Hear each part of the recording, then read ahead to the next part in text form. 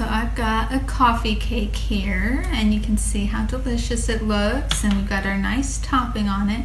So I've got kind of a fun story about middle school home ec. So we were given the recipe to make a coffee cake.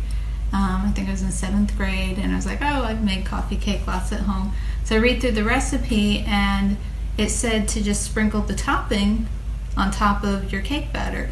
I was like, well, that's not going to be as good if you don't mix in the topping, part of the topping with the cake batter, and then I always reserved the topping, a little bit of it, and would sprinkle that on top after swirling in to the cake. So I was like, well, I want the cake to taste good. We have to eat it if we're making it. So I went ahead and I swirled it into the cake and put a little bit of topping on top. Well, my teacher did not approve of that and docked my grade. And I thought, well, shouldn't I be getting extra credit for improving the recipe you gave us?